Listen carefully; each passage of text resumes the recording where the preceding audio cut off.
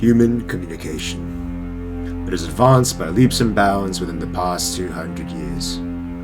From the invention of the telegraph in 1844, the first phone in 1876, the first cell phone in 1973, and finally the invention of the internet in 1983, humankind has gone from carrier pigeons in the mail industry to being able to video call anyone globally in a matter of seconds.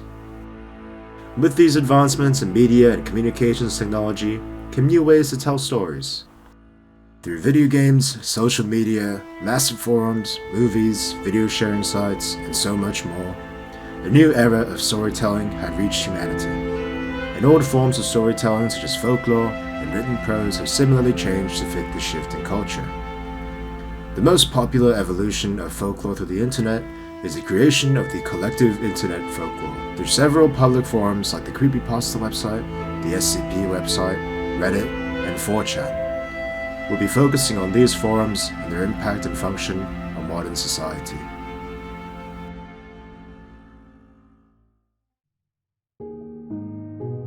Historically, many stories in folklore started from one source, then evolved as other people retold and added to them.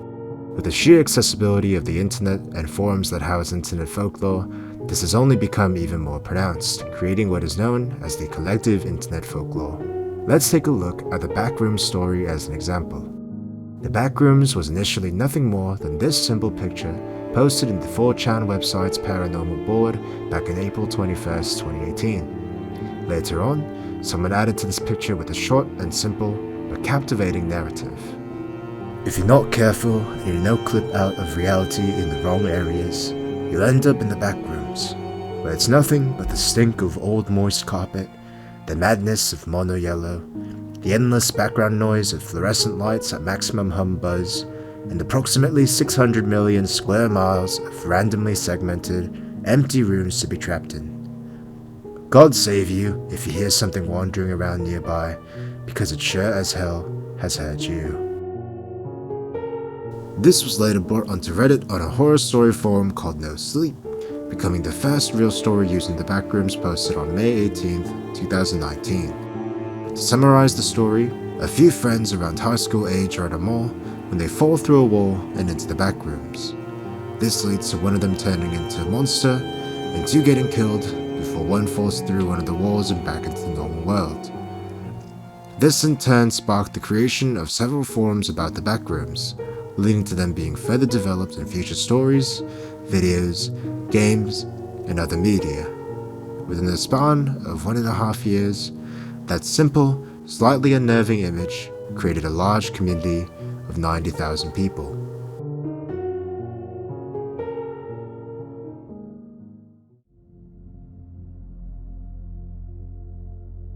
Because of the boom in communications and accessibility the internet created, situations like the Backrooms are not at all uncommon.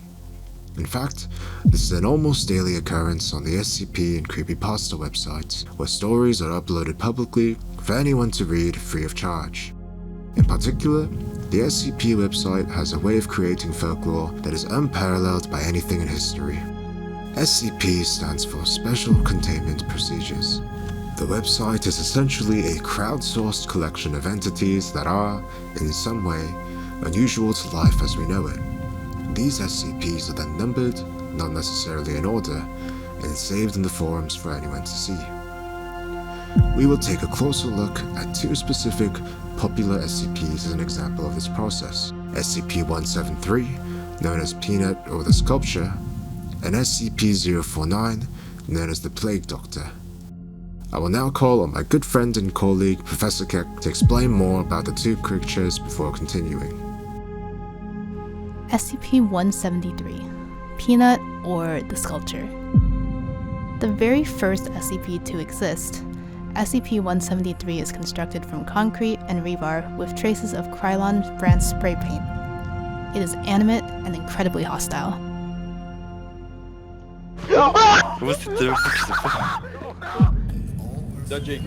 But is incapable of moving while within a direct line of sight.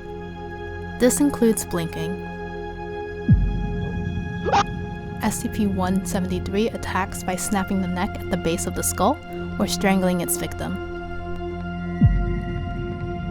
go. Oh! Oh shit!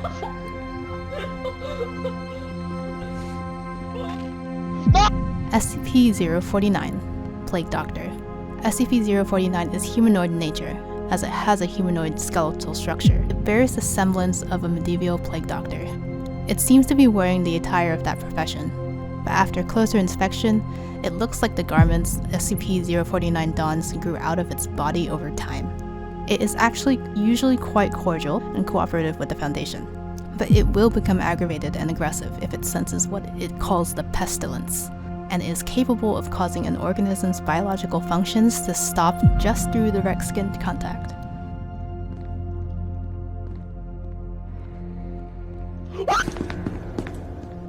Hey! Play doctor! However, SCP-049 does seem to show remorse after killing and thus attempts to perform surgeries on its corpses, often leading to the creation of an SCP-049-2. An SCP-049-2 is a reanimated corpse, basically a zombie.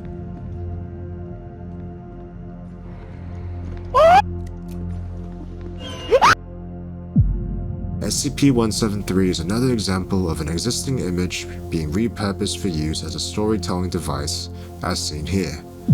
If the SCP is of special interest to anyone, they can then create stories and connect them to any of the SCPs on the website. This usually brings more attention to that specific SCP, causing others to make games and even short movies about them, usually creating more immersive experiences than the stories alone. Some of these stories may seem much more extreme and unbelievable compared to previous folklore.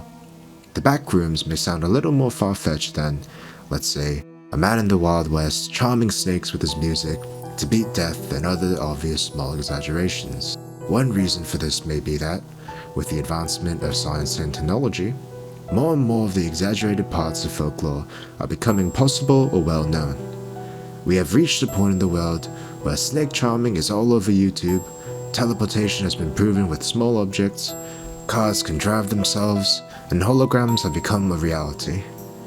Ignoring that, who hasn't at least heard of Harry Potter?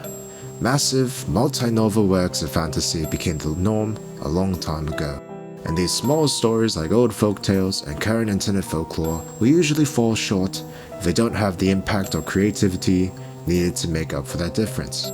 We can see that this is the case by looking again at the SCP website.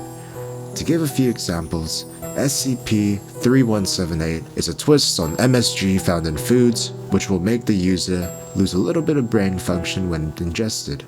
SCP-5138 is a radioactive chicken, and nothing else. And SCP-5232 is a dice that will harm the user depending on how high they roll. All of these, compared to the other two, have gotten either far less or negative reception because of a lack of interesting features or creativity. As of the recording of this video, there are almost 6,000 active pages with SCPs, and many more archived or deleted over the years.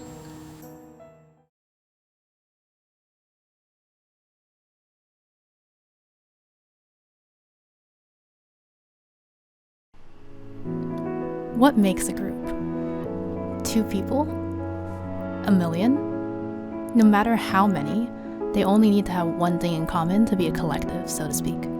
This could be sports, dance, video games, pets, food, the sheer concept that they went to music school and are going to be starving and broke after graduation, and the anxiety of how to make a living during COVID time, so they share memes to deflect the pain they feel deep down inside their soul. And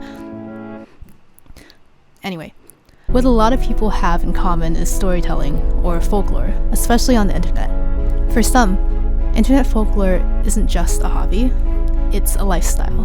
Humans in general already have an undeniable exigency for gathering in groups or subunits of society, regardless of whether it's online or in person. The internet in and of itself can be seen as a device whose one of many functions is to bring people together through information sharing, particularly through stories or folklore that maintain their lifestyles and even mentalities. There are legacies and traditions that permeate society and have an internet lifespan much longer than that of the latest memes and TikToks. So when it comes to the functionality of a collective internet folklore, one very important purpose is giving people an outlet for imagination and creativity, a a way to escape the dull reality of everyday life, the latter of which has definitely changed greatly this past year. It's a method of immersion, and people are actually much more familiar with that than they might think.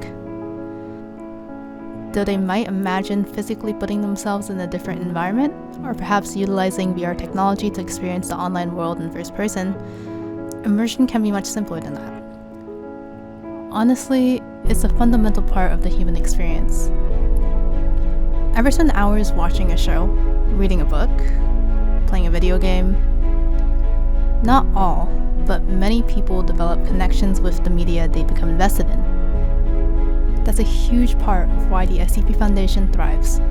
The community has created a subculture so vast that it extends itself to the real world.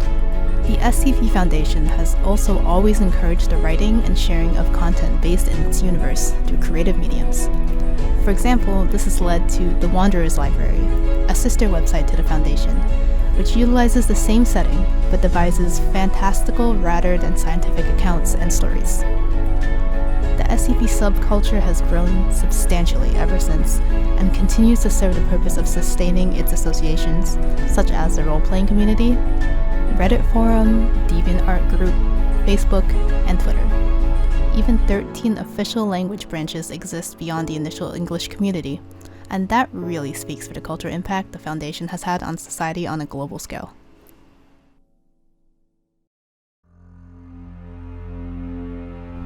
Folklore has always served a few key purposes. It conserves the thoughts and culture of the general public at the time of its writing. It has been used as a form of escapism from the everyday boring life people are a part of, day in and day out.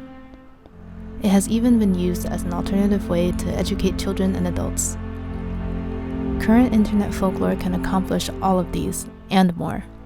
With the accessibility of communication creating collective internet folklore, these stories are no longer limited to those who are a part of the local community and have since become a global phenomenon, celebrating a mix of cultures and ideas.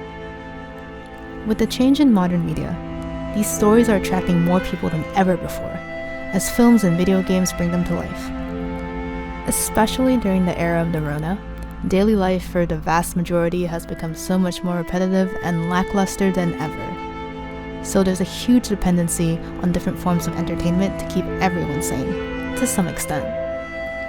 The luxuries that people might have taken for granted before now play a crucial role in society's well-being. So be it through video games, films, forums, social media, or more, by the wonders of internet folklore and massive online communication, people are able to find a certain solace in another world that they can escape to and stay in, at least for a little while.